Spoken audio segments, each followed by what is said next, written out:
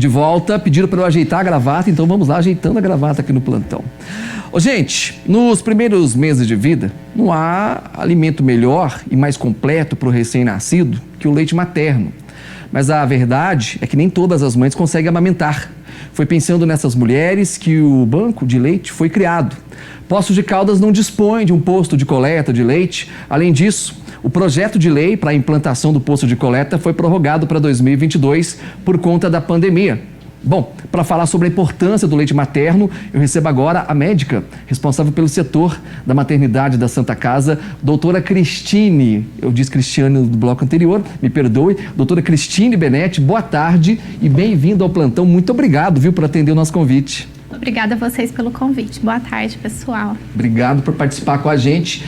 Importância, seria extremamente importante ter um banco de leitos aqui em Poços de Caldas. Sim, considerando que a cidade atende uma região, né, uma região do sul de Minas importante e é considerada uma maternidade de alto risco. Então, a gente tem um grande número de partos prematuros. São bebês que precisam de UTI, que muitas vezes não têm a chance de mamar na sua mãe e acabam utilizando de fórmulas e porque não tem leite materno disponível. A Santa Casa mantém, tem um pequeno estoque ou não tem também? Não temos. Não tem também? Não. O banco de leite, ele é necessário nesses casos porque o leite, ele não pode ser simplesmente repassado daquela mulher que é doadora. Ela não pode simplesmente ordenhar esse leite e esse leite ser repassado para a criança. Da mesma forma que acontece na doação de sangue, esse leite precisa ser processado, pasteurizado, analisado para ver se tem algum vírus, alguma doença que pode ser transmitida, né? E só após toda essa análise esse leite é oferecido para o bebê. Doutora, e faz toda a diferença realmente? O bebê tomar o leite materno ali no começo é fundamental para ele?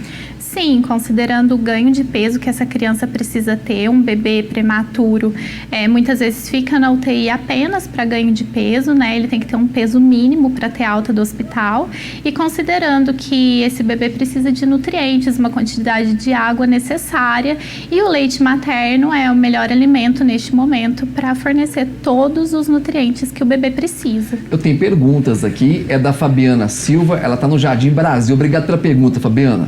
Olha só, como posso doar o leite materno e como que é o processo? A doutora já meio que explicou aqui, mas nesse caso ela não pode doar o leite. Não pode.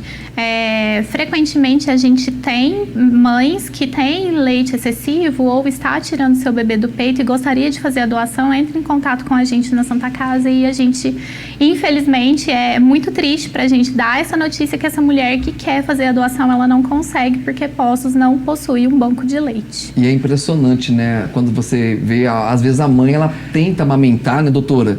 E não consegue, né? Não é fácil amamentar também, né? Não, a amamentação é um processo de aprendizagem Sim. diário de mãe e bebê.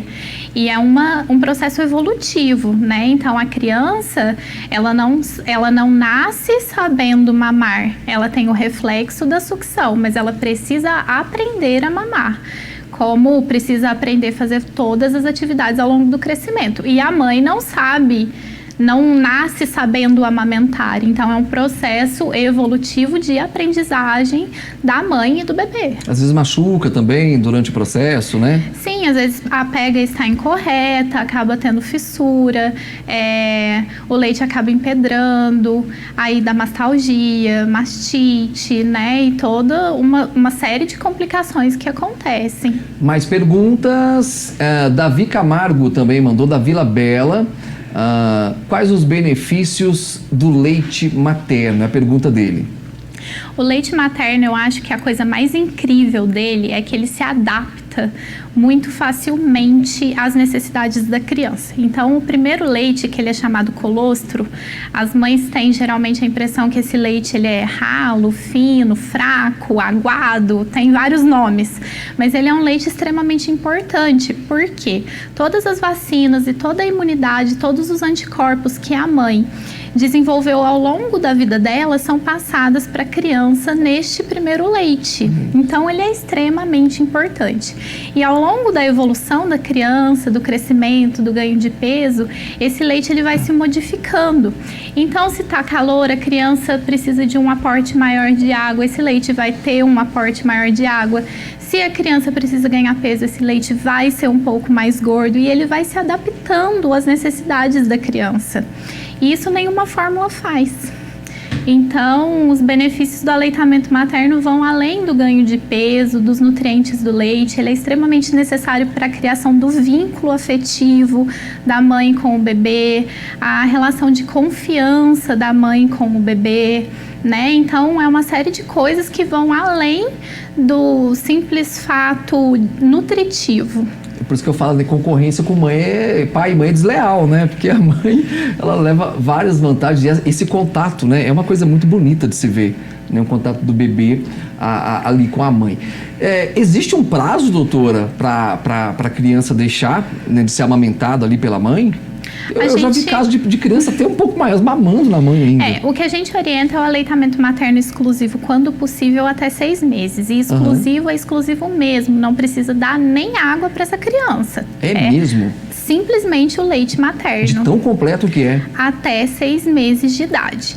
E depois, com 6 meses, a gente começa a introdução das papinhas, né? Então, começa com a frutinha e depois vai evoluindo com a papinha salgada, em diferentes texturas, até chegar à alimentação da família. Mas o Ministério da Saúde orienta que o aleitamento seja realizado juntamente com os outros alimentos até 2 anos de idade. Mas não existe malefícios para a criança se ela permanecer mamando além dos 2 anos, mas é que aí já fica um pouco até socialmente constrangedor e aí a própria criança começa a se interessar por outras coisas e aí a gente já estimula o desmame. Então, o ideal 6 meses. 6 meses somente leite materno. Muito bem. Olha só, pergunta da Giovana Alves. Qual que é o banco de leite materno mais próximo de Poços de Caldas? Olha, eu não sei com certeza essa informação, mas eu sei que Varginha tem um banco de leite que funciona. É o mais próximo que eu me lembro. Não serve pra gente aqui de qualquer forma. Aí, nesse caso, é a suplementação, doutora? Sim, aí entra com as fórmulas, né? Tem várias indústrias farmacêuticas que produzem diversas formulações, componentes diferentes, e aí o pediatra que vai indicar qual a melhor fórmula para a criança, de acordo com a idade e com o objetivo a ser alcançado. Muito bem, mais perguntas no Country Club agora. Eu perdi o nome da pessoa, vamos lá. Larissa Rocha, obrigado Larissa, está na Zona Oeste. Quantas vezes por dia é recomendável amamentar a criança? Tem aquele negócio da criança chorar, né? A criança já vai dar amamenta a criança.